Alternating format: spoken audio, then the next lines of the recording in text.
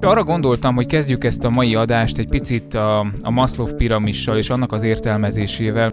Van a Maslow piramisnak az 5 alapvető emberi szükséglete, ezekre épül. Ami érdekesség, hogy ezt az 5 szükségletet kibővítették, és ma már 7 szükségletről beszélünk, de mi most ebben az adásban csak az 5 alapvető szükségletről fogunk beszélni, és arra fogunk példákat hozni.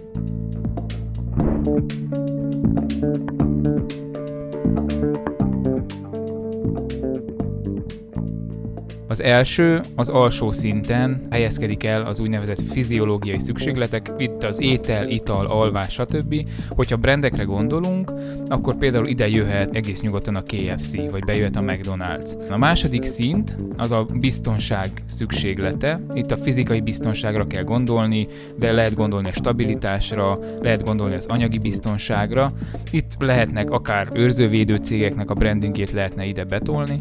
A harmadik szint, az a szeretet és az összetartozás, hovatartozás szükséglete, ugye emberek vagyunk, az ember az egy társas lény, Aronson óta tudjuk. A szeretet, hovatartozás, összetartozás szükségleténél a barátságra, szerelemre, családra, és itt most hoztunk egy nagyon egyszerű példát, akár a Merci-csok. A negyedik szint, ez az önbecsülés, elismerés szintje, ez pedig a státus és a presztízs, és itt Fabian a Mercedes-t hozza példának, mint brandet. És akkor van az utolsó szint, az önmegvalósítás, a tanulás. Az önmegvalósítás alatt értjük a tanulás, a hobbik.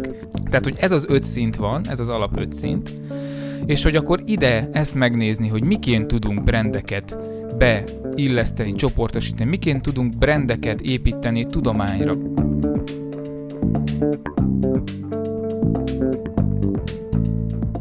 A branding, a brand maga, ez a folyamat mindig valahogy az én fejemben legalábbis, amik az előző tartalmak alapján, meg könyvek alapján mindig az érzésekre próbált rájátszani, és mindig ez volt az előtérbe. Phil Bardem azt mondja, hogy a marketing az teljesen viselkedésváltozásról szól, arról szól, hogy hogyan változtassuk meg az emberek viselkedését. Felhoz egy csomó olyan példát, amik arra engednek következtetni, hogy a tudomány segítségével az embereket rá lehet venni a fogyasztásra. Igen, fontos az tényleg, hogy a magatartás megértése elengedhetetlen. Nem csak a marketingben, hanem a branding folyamán is. Phil Bardem mondja el pont ezt a klasszikus példát a Tropicánával, akiknek sikerült egy facelift-tel vagy rebrandinggel $27 millió veszteséget generálni. Phil Bardemnek mutattak 2 képet, az egyiken az agy nagyon nagy aktivitást mutatott, és a mellette lévén pedig keveset. Megkérdezték őt, hogy szerinte melyik az az agyi aktivitás, amikor egy ismert brandet lát az ember. És Phil Bardem persze azt mondta, hogy ne vicceljetek, hát az, amelyiken nagy az aktivitás, és kiderült, hogy ez pont fordítva igaz, mivel az ismert brandeknél az agy nem kell annyi energiát fordítson a döntéshozatalba, ezért az ismert brandeket sokkal inkább fogja választani, míg az ismeretlen brandek esetében pedig szükség van egy ilyen agyi működésre, hogy felfedezze azt az új dolgot, és ezért sokkal kevesebb energiára van szüksége az agynak akkor, amikor olyan brandet közül kell választani, amit ismersz. Azt magyarázza el Phil Bardem, hogy akkor, amikor mi brandeket építünk, akkor nagyon-nagyon fontos az vizuális identitás is, ugyanis mi történik egy szupermarketben? Hogyha te bemész egy szupermarketbe, és beállsz a 2 sor közé, akkor te nem látsz mindent kristálytisztán. Nagyon sok minden homályos. Főleg a perifériás látásodban nagyon-nagyon sok minden homályos, viszont az ismert formák, színek, azok megmaradnak. Ugye Debbie Millman is ezt mondta, hogy az emberek először a színeket dekódolják, formákat, és esetleg csak utána a szöveget.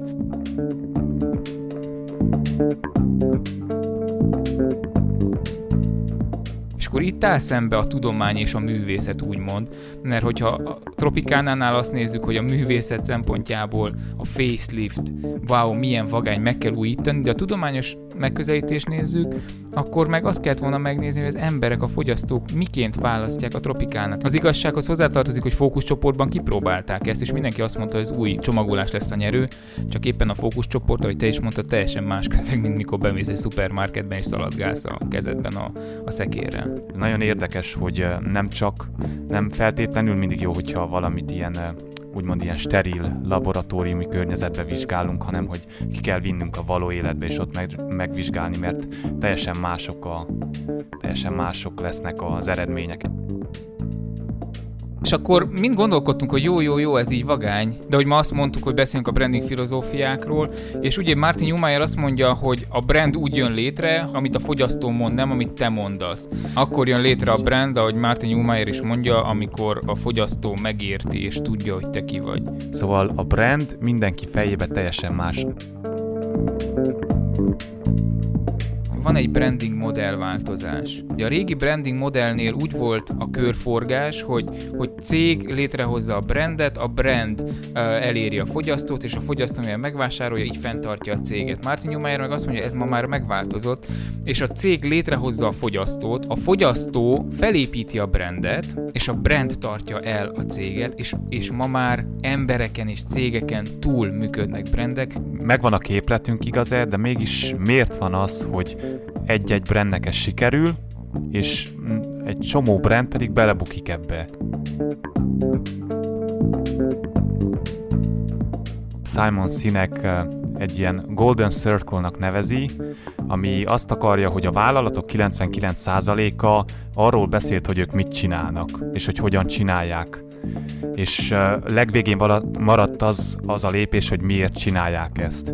És akkor ő azt vette észre, hogy a legsikeresebb emberek, vagy a legsikeresebb vállalatok ezt a kört megfordítják, és avval kezdik, hogy miért csinálják azt. Hogy miért csinálják, majd ebből következik, hogy hogyan, és csak a végére, hogy mit. Szerintem a branding sokkal több ennél. Főleg, hogyha figyelembe vesszük a Neumayer-es megközelítést, meg akkor is, hogyha ő is használja az aranykörnek a ideológiáját, hogy itt tényleg az emberek fejében kialakulnak dolgok.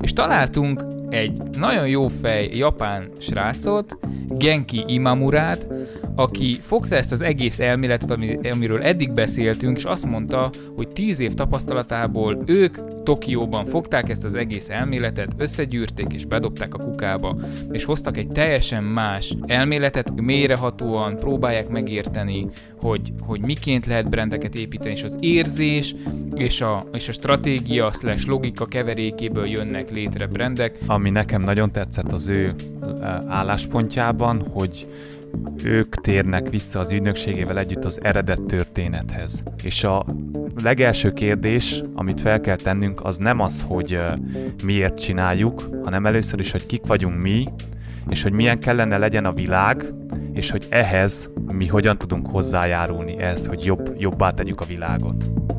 És nagyon vagány. Emlékszem, amikor a múlt adásban beszéltünk a Brian Collins-féle eredet történet használatról, és hogy mennyire fontos, és hogy a klienseket is beszéltetni kell. Vissza kell menni az eredet történethez, mert abba van benne a válasz. És itt van egy nagyon-nagyon vagány módszertan.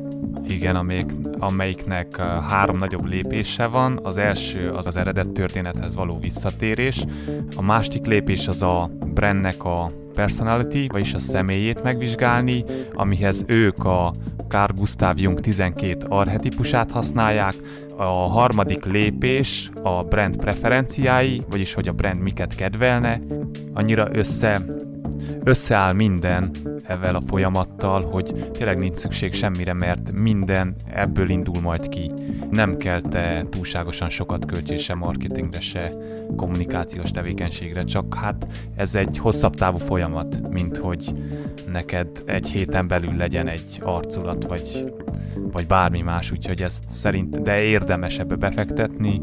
Szerintem így éri meg brandet építeni, hogyha ezt ennyire komolyan veszi mind a kliens, mind a cég, aki készíti, és akkor jöhetnek létre olyan dolgok, amelyek tényleg képesek arra, hogy a világot megváltoztassák, és olyan irányba, amilyenbe szeretnénk. Van már is egy könyvajánlónk. A mai könyvünk az Martin Neumeyernek a Brand Gap, amit meg lehet találni a 2003-as kiadását is, az egy rövidebb verzió, viszont van a 2006-os kibővített verzió, én azt javasolnám, hogy inkább azt vásároljátok meg, hogyha megvásároljátok. Angol nyelvű, magyar fordítás még nem létezik. Mindenképp javasoljuk mindenkinek, aki teheti, hogy olvassa el.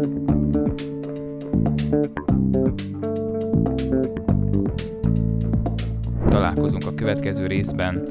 Sziasztok! Sziasztok!